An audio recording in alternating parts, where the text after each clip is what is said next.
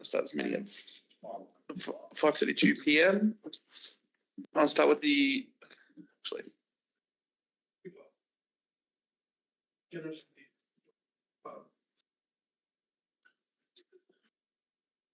That needs to be in council.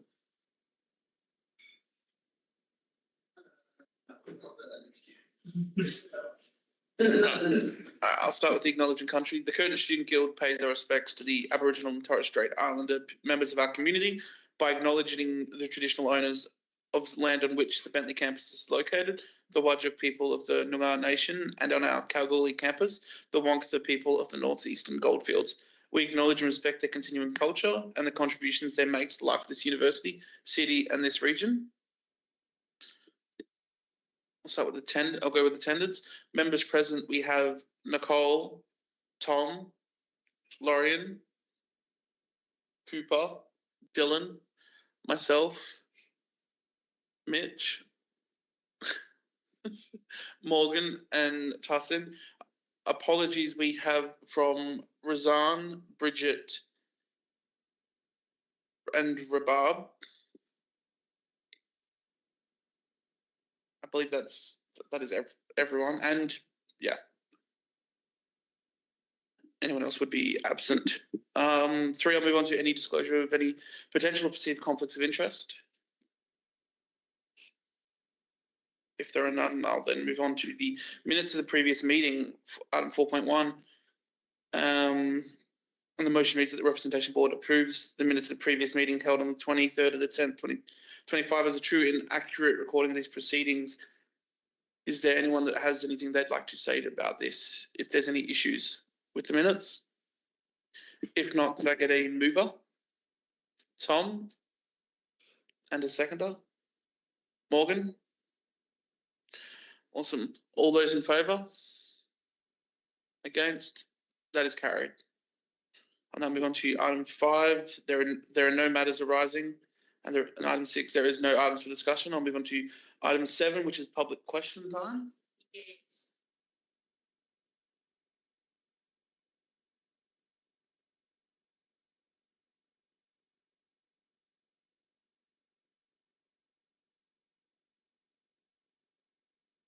I have these 2 questions, please. My first question is, would a speaker's corners where people take their turn in the queue and then have their say have made a difference about this?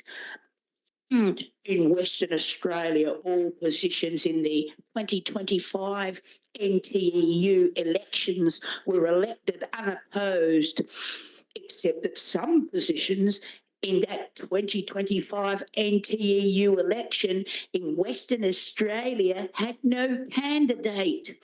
Therefore, the caller from the AEC said, there are no voting papers to send me because there was no election in all of Western Australia. My second question is this. Do you agree with these 250 words? These 250 words form the election statement of my boyfriend in a graduate election at UWA in 2026. Where are the FWD clerks in our universities and elsewhere for elected vice-chancellors, chancellors, university senates, all of them, not just some, candidates debates, that is for some counting number of university courts of law conducted by law academics, supervised by magistrates, judges and justices, university legal aid services featuring law graduates, more and more lawyers, lawyer cadets in our schools, not just police cadets, retaining voluntary military cadets, 4, self-nomination in elections. Against, any requirements for election nominators. 4, employment of the WA Electoral Commission using paper ballots for all UWA elections, not just some. Against, any more electronic voting. 4, the annulment of all student and staff suspensions and expulsions pending fair trials in a university court of law. Speakers' corners using a queue. The reorganisation of the economy, stupid. Or, as Bill Clinton almost said, it's a socialist economy, stupid. No taxation without representation, nor without lawyers. No HECS help fees. No GST. No income tax. No business tax. Without representation, nor without lawyers. Plus, it is self-evidently true to many that all of us and each of us in an egalitarian way and not in a elitist way should have equal human rights, or we are endowed according to the natural principles, or by God, or whatever, with an evolving set of inalienable human rights, including these: an egalitarian and not elitist right to life, right to liberty, and right to pursue happiness, including for prosperity, family life, and community life. And my boyfriend is Peter D. Dunn. Thank you very much. I hope the questions can be answered.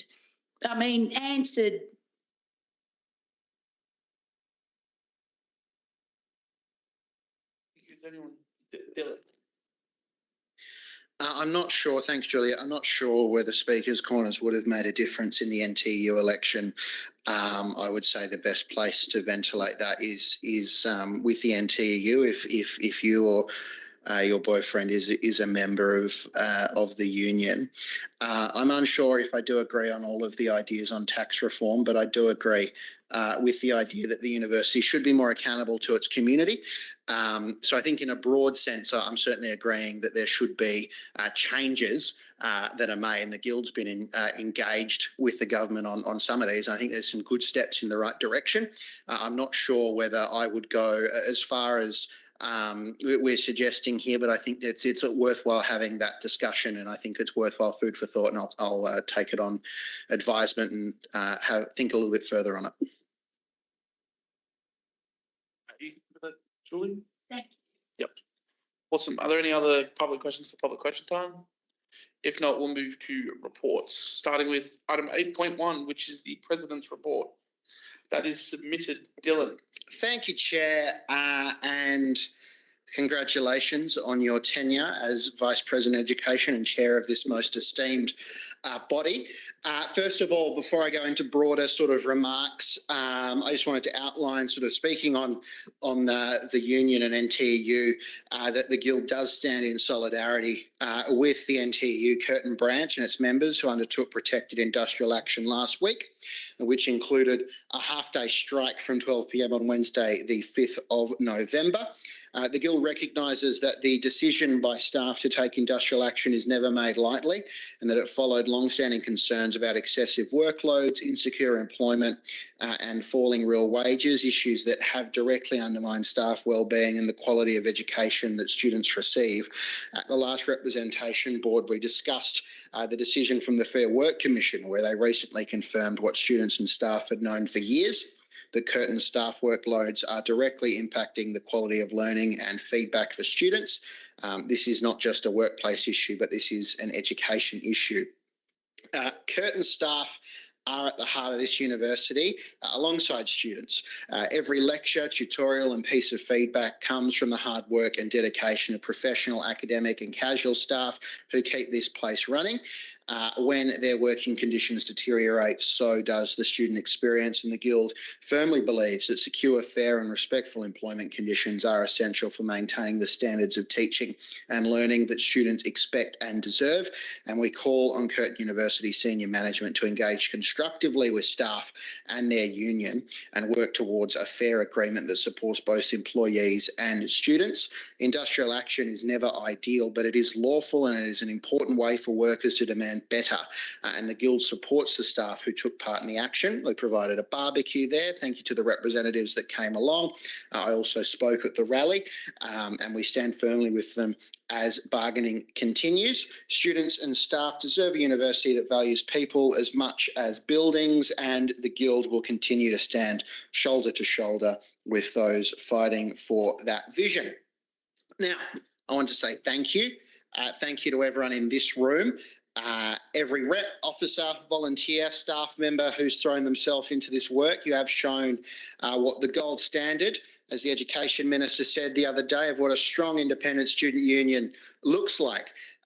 This year, the Guild really didn't hold our ground and we did change the game. Next year, Curtin students will see two major academic changes that exist solely because of Guild advocacy.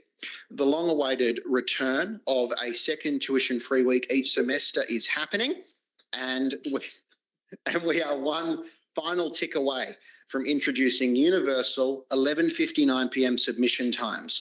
These wins weren't handed to us. We fought for them. We made the case. We got it done. And in the case of universal submission times, Academic Board, in 2 weeks' time, we will get it done. And we will be celebrating along the last few days of this term of this Guild Council. We'll be celebrating another great win. So I just wanted to thank the work that Ben and everyone has put into this campaign and getting it over the line. We've been relentless on housing. Our campaign exposed the dire state of student accommodation and in some limited ways has forced Curtin and Unilodge to act. There's been $100 refunds for students who are wrongly charged admin fees. That's some real money back in student pockets. And we are starting to get a little bit of positive news that there may be some movement on security and safety infrastructure. I'm seeking to confirm this very soon, but it is proof that through sustained action, through bringing it up at meetings, through putting it and ventilating these issues in the media, and by engaging with students, we can see change happen. And we've already shifted the dial on the discourse of housing. It's now time to start seeing some results, and we're going to continue to push on that next year. We've been an important player nationally. We've helped shape government reform on university governance. We've been quoted in a Senate inquiry report, and the Guild's voice isn't just being heard anymore, it is being sought out by government. That's something that hasn't just happened this year, it's happened over many years of consistent engagement and building up the mutual respect that we have as a strong, principled voice. I had the privilege of visiting Kalgoorlie twice as Guild President, which I think is the first time in a long time that's happened. I also visited the Singapore campus this year. And wherever you go, students do know that the Guild is out there fighting for them. Financially, we've turned our commercial operations around from running at a loss to being a net contributor. That is a massive turnaround. It means our advocacy, events and support services are more sustainable than ever. We've expanded our support for students, $5 student saver meals, the Guild food pantry, free period product dispensers, and drink prices tied to GMART so that students can pay up to 40% less for basic essential supplies like Red Bull. And we're also working with the School of Population Health to build on this momentum next year and tackle food insecurity head on. We fought back when Curtin tried to bring in unfair mid-semester exam changes for psychology students, and we won. We fought Universities Australia's flawed definition of anti-Semitism that would have silenced criticism of Israel, and we stopped it from being implemented at Curtin. Through the MOU that came out of the Gaza Solidarity Encampment, Curtin has now cut ties with Ben Gurion University, another direct result of student organising and guild advocacy. We rewrote the student charter from the ground up, stripping out the discipline processes and ending so-called charter breaches and enshrining real rights for students, the right to guild representation, the right to timely and fair feedback, the right to engage freely in academic discussion and critical thought. It's now a charter that protects students, not one that just punishes them.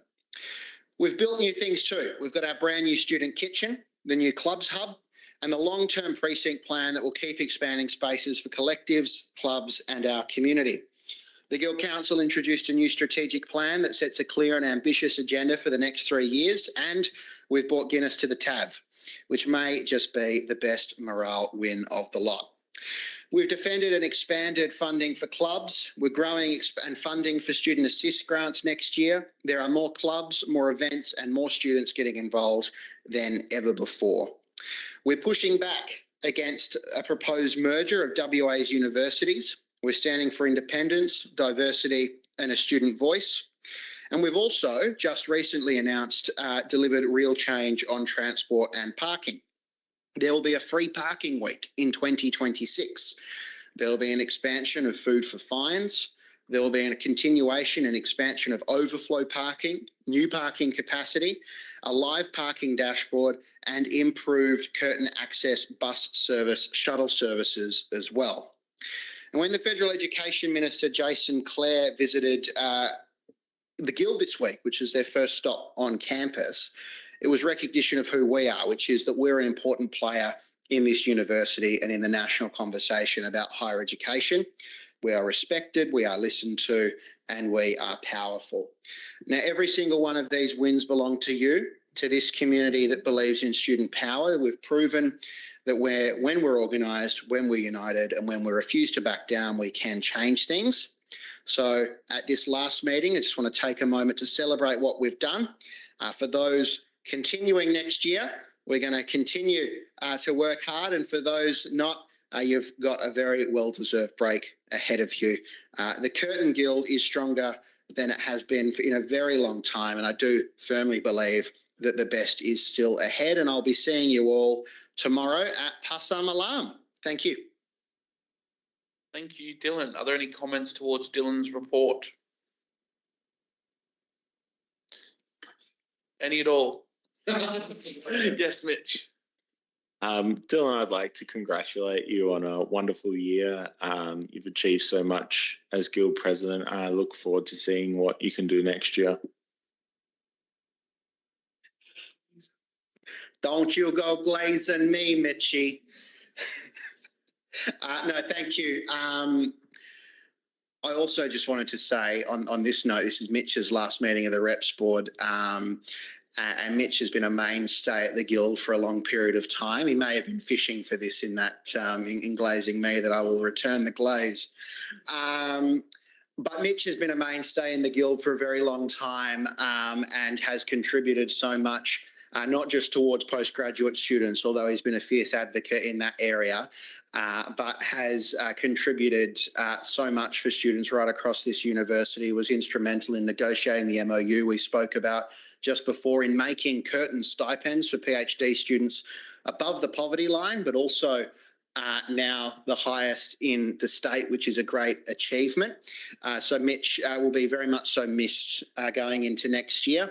But I'm sure he will be happy to be called upon when we need assistance with tech or the stream or governance issues or anything of the sort. So thank you very much for your contribution as well, Mitch. Thank you, Dylan. For tech issues, please call George. Thank you. I'll take that as no other questions for Dylan. If not, I'll move on to the Vice President Education report, which is mine. I want to echo a lot of what Dylan just said. I do really want to touch on universal submission time. That became very clearly obvious to me in semester one that is what students wanted. And at that point, we'd already secured like proper policies protecting student feedback, which was my main project for the year. And very quickly, I pivoted to universal submission time with the help of Dylan, the reps, everyone here essentially, even the Free Food Society, helping out with, where it comes to maybe a barbecue for surveys, just being able to see what students think, and through both surveys, having consistently over 80% of students agreeing with what this is, and coming to a point where, admittedly, at the end of the year, where that is one step away. I think at this point it's more of just a tick with based on what was said at LSEC. With it being decided that we'll be doing a 1-year trial and then hopefully moving into a permanent stay in governance in the ASPM, I believe is where it'll go. Yeah. Really great to hoping to see that off successfully. I also want to highlight the tireless effort that the events team and Marianne and the reps had all put into the Excellence in Teaching Award, and a huge congratulations to our winners, especially our new recipient of a new award, Adrian Paxman, for the Champion of Excellence, recognizing those who go above and beyond for consistency. I'm happy to take any questions. If not, yes, Dylan. What's a parting word of wisdom that you may have for those continuing on in the Guild next year?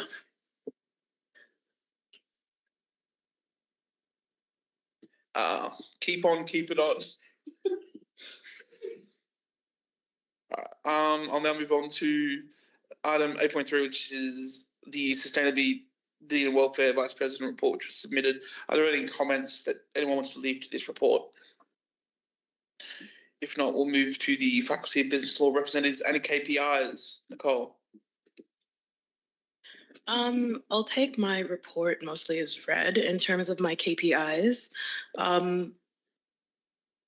Most of it, well, actually, all of it was complete. The only one that hasn't been finished yet is my handover report, which will be finished by tonight. In terms of social media, I did complete that. I had everything updated continuously throughout the year, and also increased the amount of followers and engagement that was occurring on those sites. I did host my Guild stall in the Law School City campus in the second semester on the 25th of September. It was a success, and I was able to talk with a lot of law students about their opinions on the faculty, and also got to engage in some fun activities for them to relax before exams began. I did advocate for essential textbooks, though most of it had already been done by Hannah Northey in the previous year, and was more so just overseeing its execution. This was successful. I had spoken to students and staff about this, and both sides had seen improvement. There was also the assessment feedback campaign, which we all worked on together, but within the Faculty of Business and Law, I had been working alongside the student engagement team and Anna Bunn, who is the Dean of Learning and Teaching in Faculty of Business and Law, and they have decided to have plans for next year to look at what is considered good assessment feedback, so that they can have that as a standard. Alongside this, I also did have my survey project, which was done to find any issues within the faculty. A lot of the feedback was very positive, with most of them saying that they were extremely happy with how the faculty was and how engaging it was.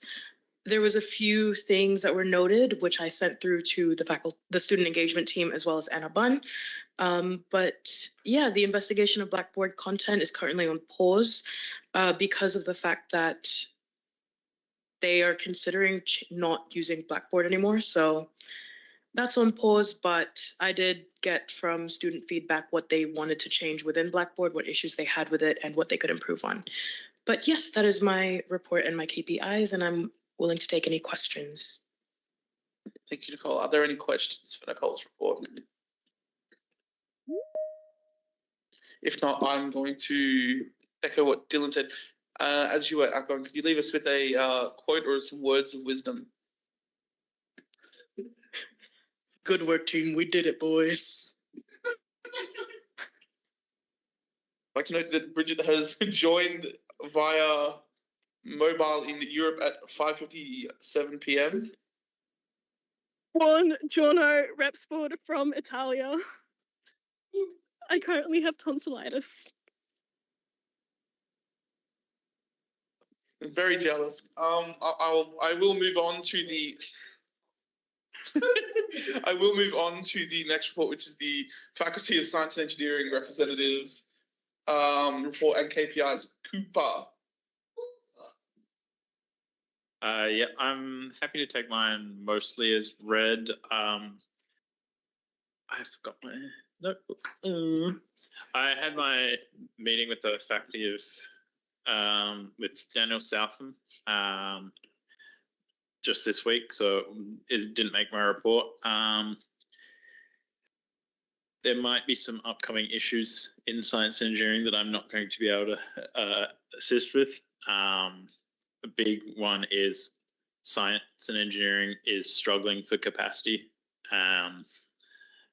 And I think everyone around the university is, but science and engineering really is. They've lost spaces that they were borrowing from other faculties. And yeah, it's going to be a rough one. What could they put? They should build a big new building. Yeah, I know, right? They should. build a super science building. Yeah. I think 300 and something. 316. I think It would be a depends good number for it. It depends how soon that gets finished. Yeah, there is also a lot of reviews of courses coming out that I'll be sure to make sure Connie is on top of, so she's not going to be blindsided. Other than that, in terms of KPIs, I believe I've completed all of mine. I will be finishing up my handover document for Connie and within this week, hopefully. And yeah, happy to take any questions. Are there any questions for Cooper? Yes, Mr. President. Yeah, I just sort of on the space, what's that look like? Is that classes or is that like office space for the faculty? It's mostly classes, specifically computer labs. Despite having a super lab already in 314, that is consistently booked out from 8 a.m. till 8 p.m. And the faculty is thinking of even opening it up for 8 till 10, which I don't think many students are going to want to be on campus at 10 p.m. for a class or an assessment. But yeah, so far that's what they're working with. Yes, Mitch. On computer labs, I also want to mention that there's a lot of spaces in 204 that were once solely for students to use to work on their assignments using the specialized software, and multiple of them have either been closed or handed back to room bookings to be used as scheduled class areas, which severely diminishes students' access to the specialized software that they need to complete their units and their assignments. And it's a major issue. Yeah, that is something I've been aware of, and I've been speaking to Daniel about. I've been trying to ask them how they can get around the licensing requirements that say to allow students to access software online, like cloud-based, because a lot of the software already is cloud-based. It's just not going well. Dylan. What are the solutions here? Cooper, Mitch, anyone? Well, what's like? Is there anything immediately you think we should be advocating for, other than just sort of noting it's a problem? I have brought it up with Daniel before, yes, about trying to speak with the software licensing things to allow for students to remote access this software and have lots, like instead of having just rooms, to try and offload some of that into service, which isn't the greatest, but it's a temporary measure that can alleviate some of this, because as much as server farms are horrible for the environment. They're having lots of servers is better than having one PC. It's a lot more space efficient, energy efficient. So being able to remote in that sort of way is a lot easier, but so far there's not been that much they've been able to give me on that front. Mitch. Yeah, so there exists a cloud-based solution, VM Horizon, and staff and postgrad students can get access to a virtual version of the lab PCs with all the software installed, but undergraduate students cannot because there's only so many virtual PCs available, and that requires significant investment from either the faculty or DTS to expand that capacity. Is there any other questions for Cooper on this? If not, I'll now ask Cooper to give us some words of wisdom.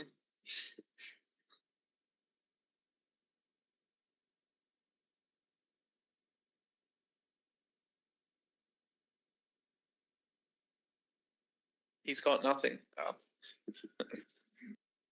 I will move on to the Faculty of Health Sciences representative. The report was not submitted and there are no KPIs. I will note that Rabab has notified me and is on leave at the moment. I will now move to the Faculty of Humanities representative, which the report was submitted and KPIs were circulated. Yep. Sorry for interrupting you, Mike. Yeah, look, comment-wise, I've got nothing to say about my report nor my KPIs, but I think it's important that I've organised a meeting with Richard Blythe, who's been leading this kind of AI campaign in the faculty, and is sort of trying to launch this AI Janus, which is something of a chatbot. He doesn't like that word, but on Tuesday at 4, I've organised for him to give a bit of a presentation to the guilds, and I think it would be great if reps or incoming reps could be present at that. So yeah, that will be going on. And regarding placements in the School of Education, which has been a consistent thing, I had my meeting with the school today. The vast bulk of students in secondary education in special period 3, which is basically the semester, have been placed, but a lot of them haven't been and will be placed in term 1 next year, semester 1 next year. They couldn't promise anything, but they seemed pretty confident regarding it. There's also a good half of early childhood students being placed that didn't get placed on time, that have been delayed until December the 1st. They were meant to be placed on on the 3rd of November. They've been communicated with, all the appropriate adjustments have been made, but yeah, there will be delays by a month. But yeah, apart from that, that's all I've got to say. Any questions? Yes, Mitch. Can you send a calendar invite to everyone for that AI meeting thingy? Yeah, absolutely. Otherwise, And I will have no idea when it is. Yeah, definitely, Mitch. And I'll sort it out tomorrow. I'll sort out the location and time and what's going on then. I'll send it out a proper email then. And yeah, I'll get that done probably. Yeah. I'll get that done tomorrow. Thank you. Are there any other comments for Tom? If not, you know what I'm going to ask. I do. Let me think for a sec.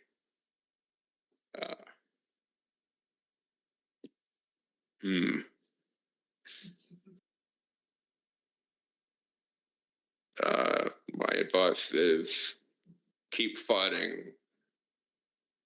Get it done. If you even care. Here. Okay, thank you, Tom. I'll now move on to the ISC committee president. Your report was submitted, Tarsin. Thanks, Ben. This 1.5 weeks have been pretty much busy for me. Regarding the Pasar Malam, have been consistently touching the base with Beg, Shelly, Katia, and Adib. Regarding the coordination of Pasar Malam, including the confirming the rules of MCs, which I am doing for the first time and pretty much nervous as well for tomorrow. Hopefully it goes good. So, and finalizing the details of performing groups. Also have been working closely with Katia and Adib on creating content videos and promotional materials while maintaining regular check-ins with Beck and Shelly to ensure smooth planning and event delivery. You might have seen some of the contents I made. Hopefully it was good. And just to sum up for my short tenure for these 3.5 months, from the August, I did pattern migration program coordination and tried to coordinate with Cafe Connect with the Cartoon Connect lady, and also I'll be the MC for tomorrow. At the same time, I went with Ebony Dylan to work with Unions WA to work for the students who have got academic misconducts. And moreover, I made some of the postgrad students specifically to work with with some visa issues and change of degrees and that sort of stuff. So last but not the least, I would like to thank everyone, Dylan, Ben, Mitch, Morgan, Cooper, Razan, and Noor, whoever helped me throughout my journey. Thank you so much, and can't wait to work next year. But I'll miss you, everyone, honestly speaking, who are living. Honestly, I mean from my heart. Thank you. Thank you so much. Happy to take any questions. Are there any comments or questions for Tarsin? Yes, Mitch. I just want to say what a wonderful job you've done coming in so late in the year, and you've really hit the ground running. You've done an amazing job so far, Tarsin. Well done. Thank you, Michi. Thank you. I'd like to echo the same thing. You came in with not much, and you've done really well with the little time that you've had. And I look forward to seeing what you can do next year. Thank you, Ben, as well. I was so glad you secured the universal submission time. It felt like it's my own achievement as a group. And thank you so much, Ben, for working that. Thank you. Hopefully we can get that done by the end of the month. Do you have anything you'd like to say? Any words of wisdom? Probably nothing. Probably nothing. Okay. I'll now move on to the Postgraduate Student Committee President. KPIs and report were submitted. Mitchell. It's been a long time. I've been in this guild. I've done a lot of things, a lot of great things to students. This year, I've secured so many things, and there's a summary of some of those things in my report. But I just want to thank everyone here for, working with me over the years. It's been great fun.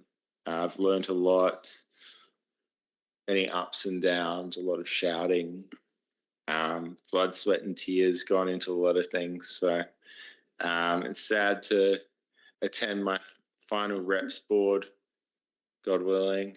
But yeah, thank you all.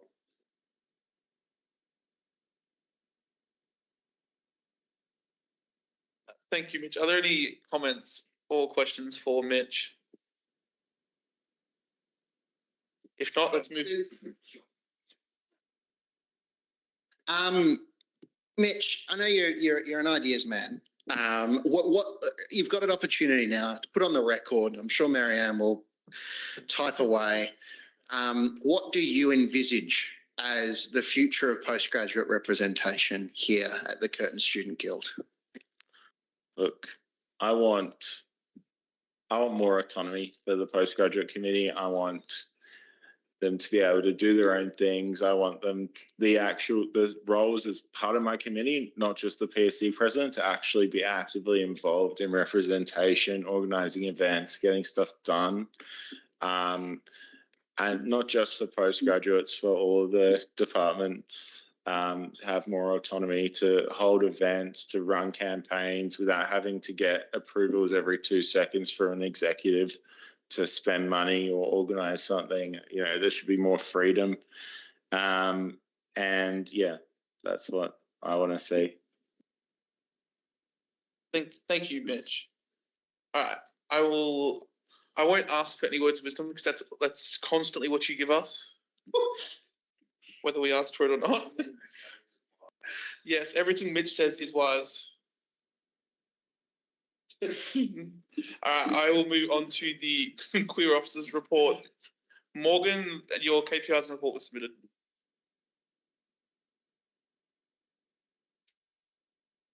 Yeah, I'm happy to take my report and KPIs as read. I would just like to thank everyone for this year. It has been a learning curve.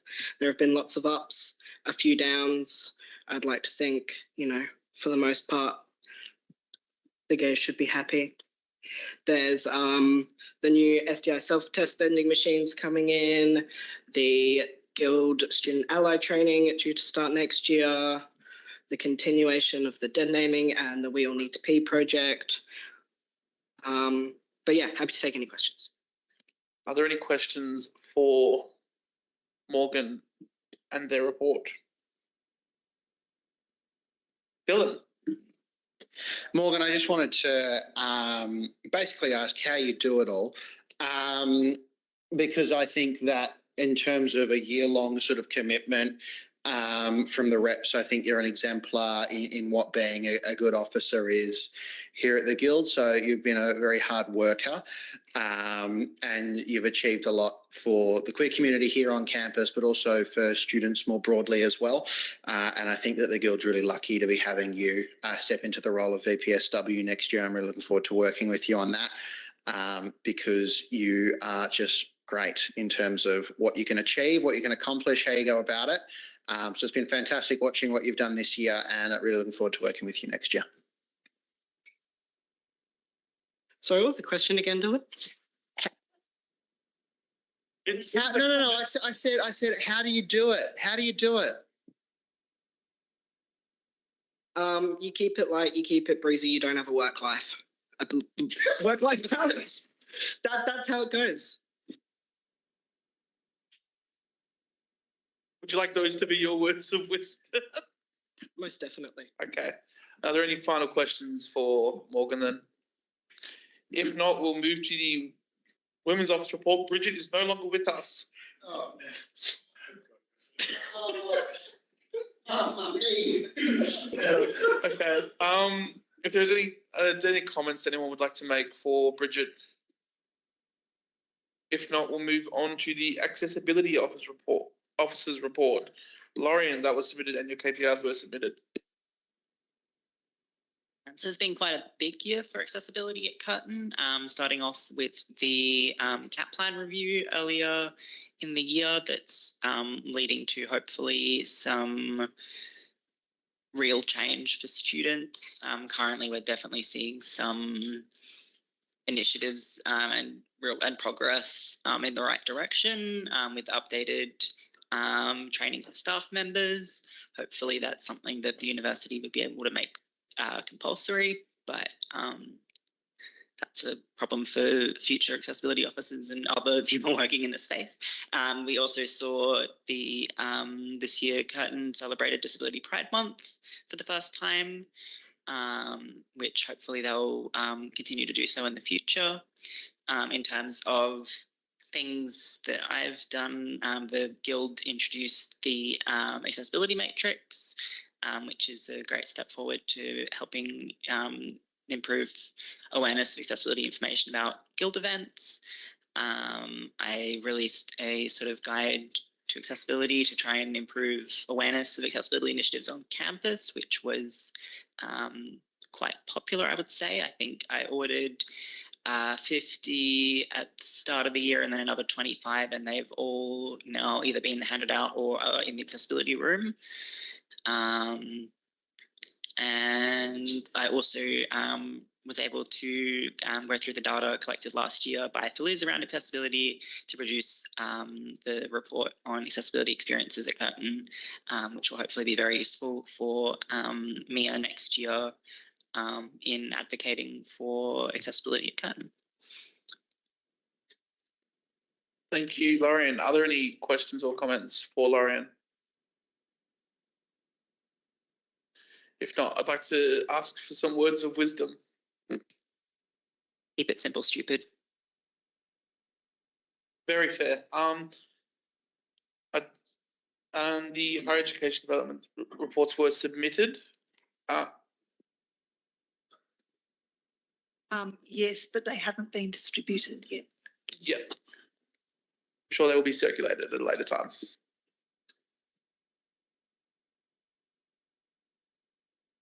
And I'd like to read the motion that the representation board notes all these following reports. Could I have someone as a mover? Tom and a seconder. Cooper. All those in favour?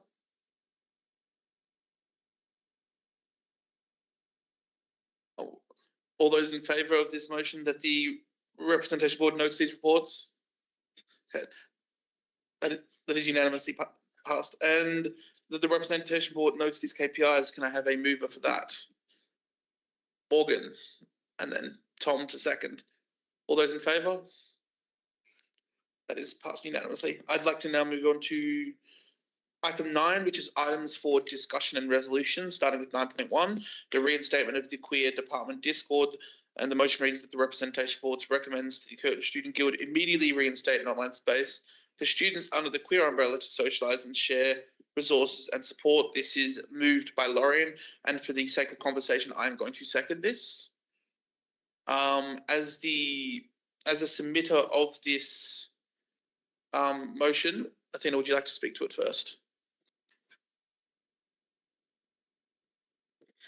Yes, so I've been for context, I've been part of the Queer Department Discord for 4 and a bit years, and I've been a moderator for the period of 2025. The Queer Department was a online moderated space for the Curtin Queer Department to talk, Curtin Queer Community to talk, start friendships and share resources outside of the office hours of the QD. It was shut down with no notice, with 5 years of queer memories and resources deleted in the span of 60 seconds. There has, as of yet, been no justification why this method of rectifying the situation was chosen compared to other methods, like clarified moderation guidelines, stricter moderation or an announcement. No suitable alternative was provided, which is concerning as the closure happened before the stressful exam period and then the holidays, which is especially worse for young queer people. I believe that Guild has a duty of care for its students, and with no alternative provided or guaranteed, I believe that it is important that Guild implements some measure of social space covering the purposes of the original QD Discord. I will also like to note that the severity of the moderation is not in line with past actions taken by the Guild, such as the minimal action taken by the Guild after a student who violated the privacy and safety of multiple students and allegedly committed several crimes in the physical and online space in 2023, or 2. I have testimonies from several queer students who are not happy and upset with this development, and I would like to motion the recommendation of reinstating some form of the Queer Department Discord, as well as policy to not shut down the Guild-run community spaces in the manner exhibited on the 21st of October. Thank you. And Lauren, as the mover, would you like to speak to that? Yeah, so I mean, much of it is as included in the motion. I think I'll just sort of want to say that, yeah, this is, as members of the Guild as the representation board, our role is to represent students, not speak for students. And I believe that students should be consulted in things that directly impact them. I wouldn't, approach a community and talk to somebody else who manages that community about how to deal with them. We criticise the government for talking about Indigenous communities and talking about how best to approach Indigenous communities and not talk to Indigenous people. And yet the Guild has talked about the Queer Department Discord without actually talking to anybody who's in the Queer Department Discord. And I think that's concerning. And I also definitely think there are people who are quite emotionally in unstable states on the Queer Department Discord. And the Queer Department Discord has helped people quite literally leave abusive situations before. And I think not having any sort of online space opens up serious health and safety concerns for a lot of the people who might have otherwise been able to access that support. I will leave that there. Thank you. I'll now open this item for discussion. Are there any comments? I'll start with Tom. Yeah, I think just no matter the decision that Rex Board makes on this motion, that we should consider the impacts that the decision to close the Discord has had on the people in the Discord and that community, given the testimony that you see in the agenda. Yeah, that's all I have to say. It's important to consider the impact on the relevant community. Dylan, you raise your hand. Yeah, thank you. And I'll get to the amendment that I'm going to seek to move shortly, but just broadly on the motion as it's put forward at the moment. I do think that it's incorrect to say that this is a decision that certainly wasn't a decision that was made lightly. And there are obviously restrictions on what I can say, because I've had people come to me with quite serious concerns about the way that this Discord has existed. So I think it's incorrect to say that it was a safe space, and it's under that decision that it was taken to do it, albeit in a quite quick manner given the circumstances. The Guild has an obligation to uphold its duty of care to students, and that means that if there's a Guild provided space that isn't meeting that expectation and where people do feel unwelcome, we have a responsibility to act quickly. And so there are obviously circumstances where we need to do that. Now, I'm not at liberty to say who came to me for obvious reasons. I'm not at liberty to say who's engaged in that discourse with myself. And the multiple people that have come to me talking about the distress that the Discord in its current form served. I believe there's a pathway forward where we need to take that step back, and I believe that it was the right decision to take a hard reset, and that was made in the best interests of all students on the server, noting that not everyone was going to agree with it. And that was something that was taken in deep conversation and a lot of conversation, hours and hours of conversation with the Guild Student Support Service, Student Assist. So this is a decision that was not taken lightly, and it was a decision that we needed to take to uphold our responsibility to all students accessing that space. Another issue, I think a major issue that probably needs to be fixed, is that there's a large portion of people that were causing issues on this server are not actually students of this university anymore, which is something that comes back to how do we govern these spaces. So with that, I would like to move an amendment that I've circulated to the chair, and I've also circulated that around to all members of Representation Board. Receive that, Ben? Yes, I did. I'll just quickly allow you to speak to what you just said, though. That's all good with you? Yeah, up to you. Yeah. While I understand that obviously the legal and ethical obligations of the Guild are complex, and I can never know what happened, which is I feel like the way that it was, I agree that there was a step needs to be taken, but I think we can all agree that going from having a space to no space is worse than a space that is flawed or needs improvement. The moderators were willing to put in the work and we were not consulted, and I think that was a mistake. Thank you, Dylan. Noel. Yeah, so I'd like to move the amendment that I have circulated. Do you want, how's it? Did you read that? Do you read it out now? Yeah, okay, cool. Yeah, I'm happy to read it. Dylan would like to propose the following amendment to the proposal. The motion that Representation Board 1 recognises the Guild's obligation to uphold and maintain safe and respectful online environments for students and those who facilitate them, and acknowledge that this is the reasoning behind previous decisions relating to the Queer Discord. 2, notes the continuation and establishment of any online space as an operational decision by the Guild should be determined by the Guild Executive in consultation with the relative department officers should insist, and where appropriate, legal, ethical or risk-based considerations, taking into account the capacity and circumstances of the Guild in any given year. And 3, recommends that the Guild Executive develop a clear and appropriate guideline for managing and governance of online spaces established by or associated with Guild departments, ensuring that expectations, responsibilities, supports, and services are clearly defined for all those involved. Dylan, as the person that is brought this amendment forward, would you like to speak to it? Okay, was there a seconder for this, the motion for this amendment? Morgan. Yeah, look, it speaks to itself. I think the existence of the Discords in particular is something that came about quite legitimately out of the COVID pandemic. And I think that they popped up relatively quickly and without sort of any really guiding principles. I think this, for us to re-establish something, we need clear guidelines in place on how we're going to manage it and what those expectations are. Speaking to sort of the issues that have sort of been presented forward and what that means, how moderation works, what are the responsibilities of the relevant department officer, for example.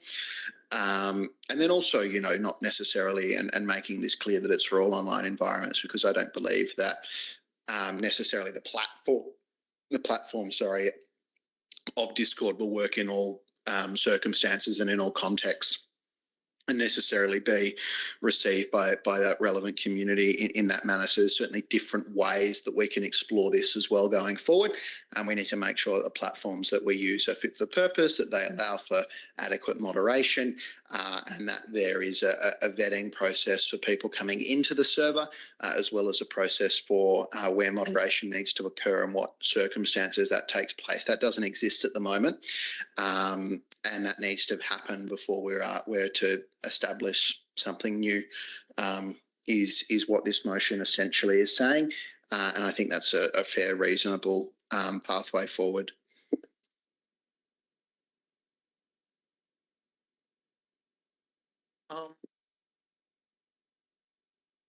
Morgan, would you like to speak to it? No, I think Dylan's pretty much covered the amendment.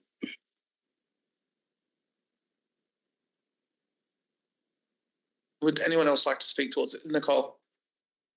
To add on to that amendment, I would just like to note that would you guys also be vetting out people who are currently not enrolled in Curtin anymore afterwards as a part of regulation, or would it just be allowing people in, making sure they're all right for the server? I'm not sure what it would actually look like. Like, there's sort of, the motion is for us to develop that. I think there's a number of different ways that could happen. And a potential pathway, which is probably the simplest way, is for us to make it so that in a similar way to how a club server might exist at the moment, you may need to be a member of that particular club in order to join. So becoming a member of the collective might be part of that, and opening that up and having that be broader than it currently is. And then there's kind of a governance mechanism that exists where if a collective member needs to be a student, for starters, so that could be something that I'm thinking of, but there's a number of different ways that could potentially work. Yeah. Lorian, did you? Yeah. I think yes, I definitely agree that there should be guidelines around online spaces. I think there should have been them a long time ago.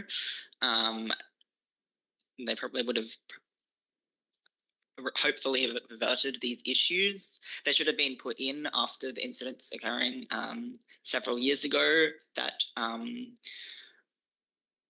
were quite serious, more serious, I think, probably than this, in terms of being actual crimes. I don't know if anything actually criminal has happened this year on the Discord server.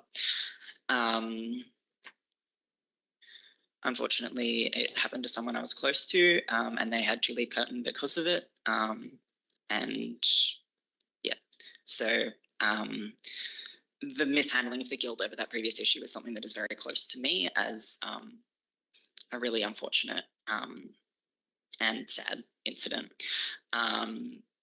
I definitely, I'm very much in favor of that third. It's not really action, I guess. Action. In terms of the second action, requiring and consultation and establishment being determined by guild executive, I think there should be some mechanism for students' voices where possible, at least, even if that's through the collective. I think something like that should be added in. And I would also like to see something about some sort of notice or warning provided for a shutdown, because one of the issues with this is the Discord server was deleted with no time for people to get any of the resources that were shared on the server before it was deleted, which could have been circumvented with a warning period of, we're going to shut down the server in an hour. You have an hour to get anything you want out of this before we delete it, for example. So I would support this amendment with those two changes. Dylan, are these changes something that you'd also be amenable to when spoken about? I don't think. I think that this can be incorporated into the guidelines for the management, which is that third point. Mainly because I don't think that there is, say, if something really serious was to happen that requires urgent action, I would be reluctant to try and put that into the motion. But I think there are ways that we can include that into what we develop going forward. Lauren? I think, in the motion you've already got taking into account capacity and circumstances. I think you could add it into the motion under a provision of, where possible, we will provide a warning period and consult with students. Like, you can just, if you obviously understanding that things can be serious and quite urgent, add a provision around where possible. But yeah. Could we try and make this slightly easier by just removing the word officer? So it just says consultation with the relevant department, and that would be inclusive of the officer, but also the broader collective. Yeah, I think that would be fine. I would still like to see something about, we'll add providing appropriate warning where possible, to appropriate notification, something around those lines. No, I'm amenable to removing the word officer, so I'm happy with that. And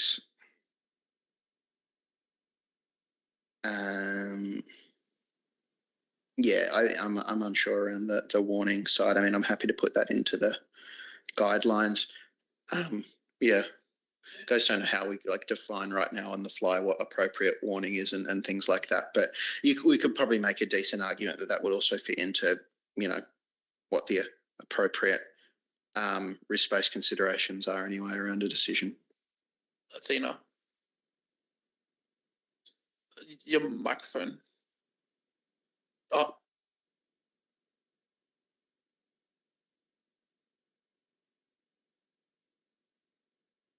But isn't, is this proposal that you're amenable to your motion that has been proposed? I think it's again, I don't have it in writing, so it's a little bit hard for me to judge. I believe what has been discussed is a good start, but it just sort of,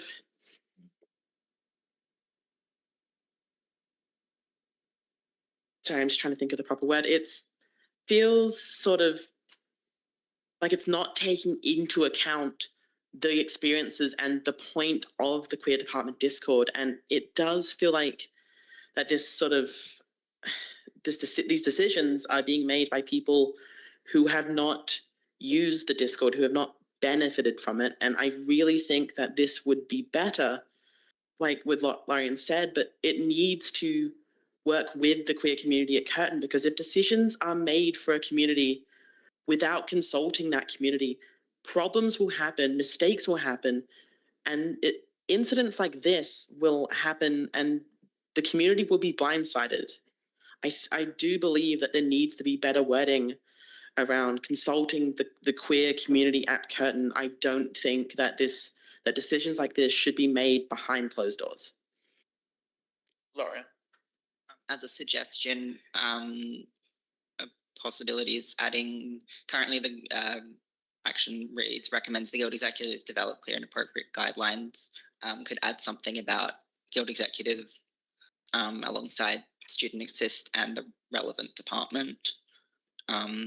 Develop the guidelines to ensure that it does already say relevant department. No, it says in this. That's in the second action with the notes that as an operational decision. In the third, basically take that and then also add it into the third action around the guideline development. I think it's a tricky time of year to be doing sort of in like the consultation period. So I feel like this should be something that we want to get up relatively quickly in order to facilitate a reintroduction. But it's something that I'm sure we'll probably need tweaks as we progress. I think that the idea of consulting with the relevant department is relatively inclusive of the broader collective, which should be, I believe, the community that's associated with a relevant server. What I again want to stress though is that I think there's an idea that this decision was made sort of to blindside, and it certainly wasn't the intent.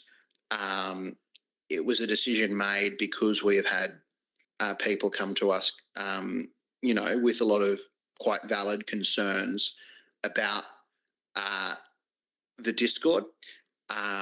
So that was a decision that was made. So I think we also need to remember members of the queer community that aren't here at the moment, that aren't necessarily defending the Discord, and those that felt as if they couldn't contribute to the Discord.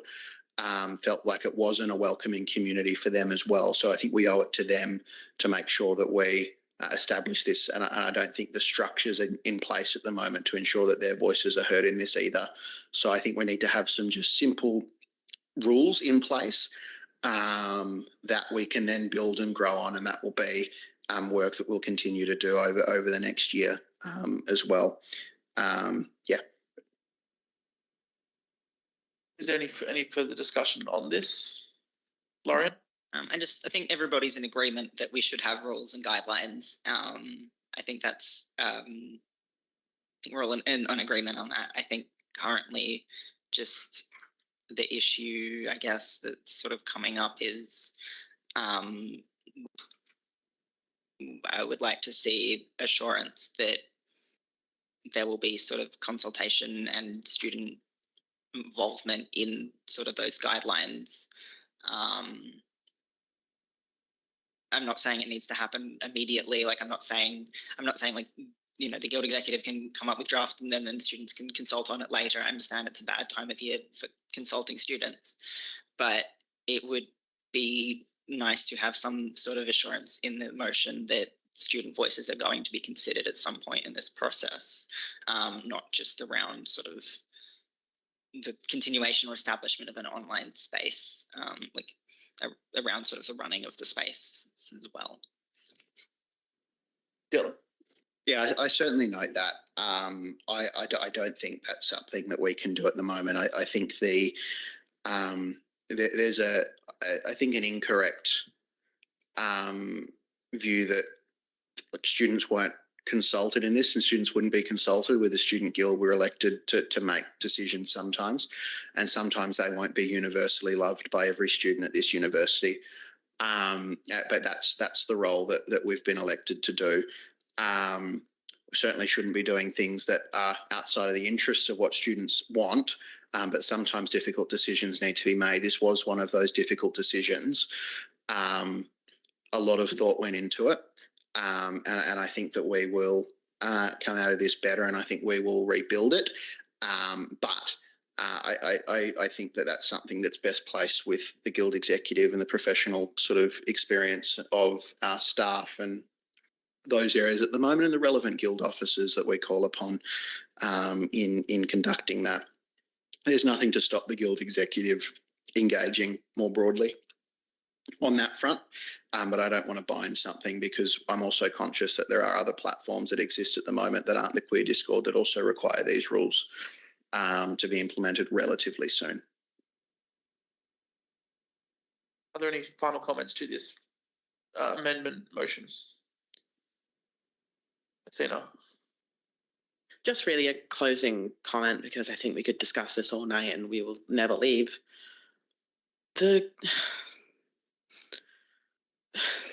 Sorry. The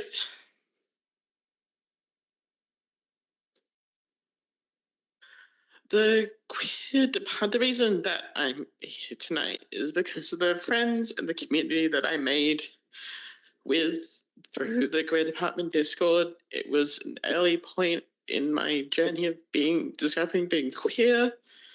I genuinely think that space was amazing for me, and I know that it was amazing for others. And I just feel horrible that I am sort of leaving at the start of next year, and there will be no equivalent space for the next person like me. The next person that's queer and trying to figure themselves out, there will be no space for that. And I think that's horrible. And I think that just needs to be said. It meant a lot to a lot of people. And I know that there were complaints, and we could debate if they were valid or not, but it's an important space.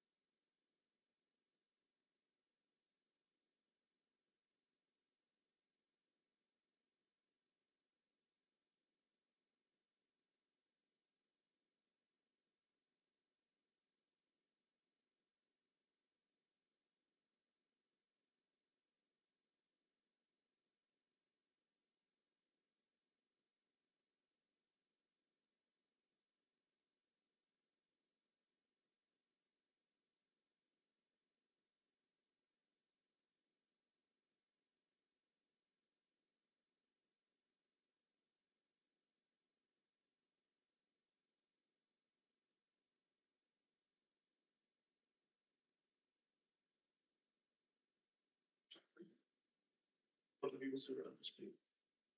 was saying this also be relevant to say the international WhatsApp group chat as an example is what I'm assuming as well. Yeah. So I do also see that the timeliness needed to this.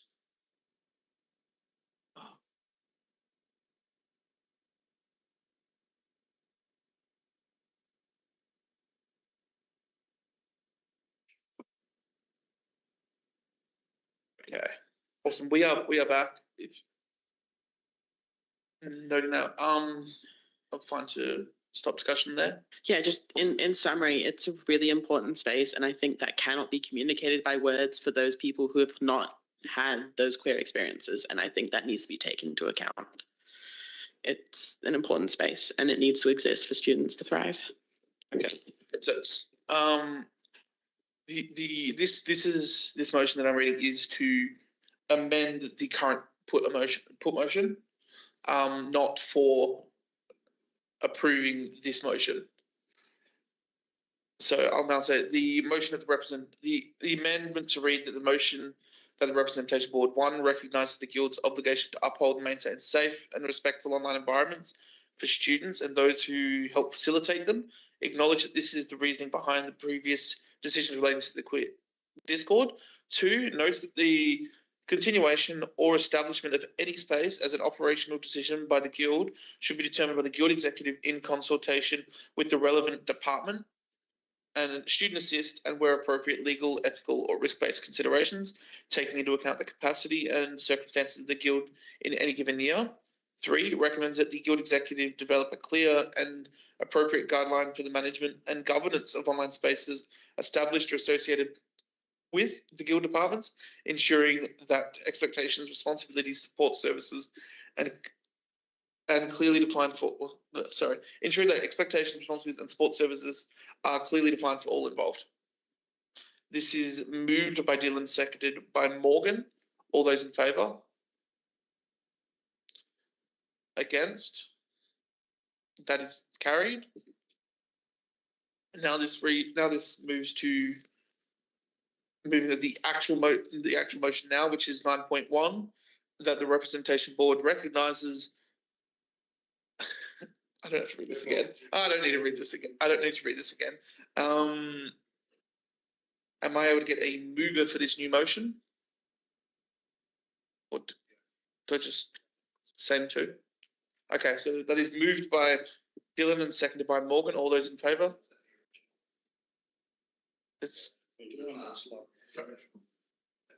Are you amenable to this motion?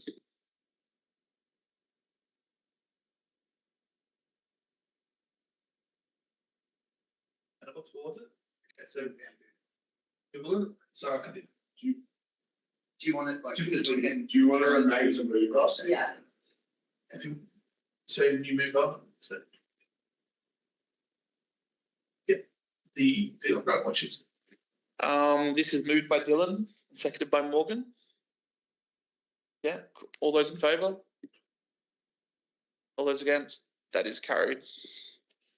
Now move on to item 9. Abstain. Can I just want that noted? And that's okay. Lauren is an abstention. I'll abstain too. So it's time. I'll now move on to item 9.2, protect trans youth in Queensland. And the motion reads that the Representation Board condemn the freeze of gender affirming care initiated by the Queensland Health Minister, Tim Nichols, and the Queensland LNP, and endorse the petition to the Queensland government by Equality Australia to reverse the ministerial directive on treatment of gender dysphoria in children and adolescents with hormone therapy and restore public access to healthcare for young people in Queensland, and endorse future activism in support of this issue as it arises. This is moved by Lorian. Would you like to speak to that? We're doing a sequel. We've talked about this a few months ago, and we're doing it again because the Queensland government continues to be shit. Because the government, the Supreme Court ruled that if they're making a health decision, it needs to have consultation. So now they're making it as a ministerial public interest decision that doesn't need appropriate consultation, just to continue to leave people in the wash. There's a petition attached to this motion around, which I would, as in the motion, encourage everyone to sign. And Morgan is seconder. Would you like to comment?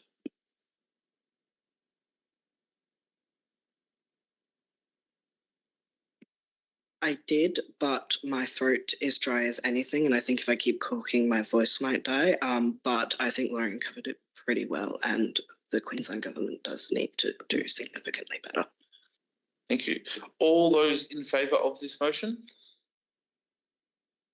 That is unanimous for everyone here, and that is carried.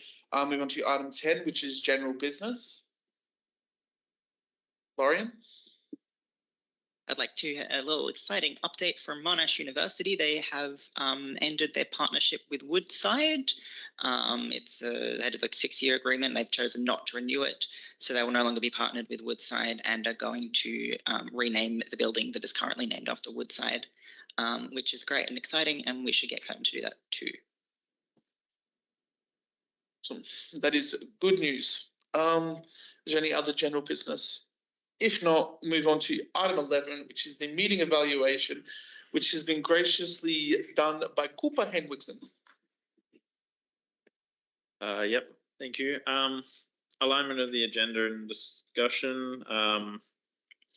It was all very much beneficial for students, and in terms of our universal submission time and tuition-free week wins, our refunds for uni lodge students, very much for students. In the advocacy front, standing with the NTEU on their strike is very much aligns with the guild. In terms of strengths of the meetings, we're getting a lot done over this year, and I'm sure that it will continue in the next years. And there was a very constructive discussion around item 9.1, so I'm sure there'll be more to happen in that sense. Suggestions for improvements. Can we fix this room? I really don't like how it just shuts down at 6:45. Yeah. And in terms of values, integrity, we're standing on our values when it comes to standing with the NTU. We stand for unions in this as the guild, and standing with a fellow union is always a great part because they support us in our things. And also at diversity, standing with the trans youth of Queensland, that decision should, that's all from me. Thank you, Cooper. And I'll move on to the next meeting. The ordinary meeting of the representation board is to be determined. Which is what is written here. And with that, I'd like to close the meeting at 6:53. Bye-bye.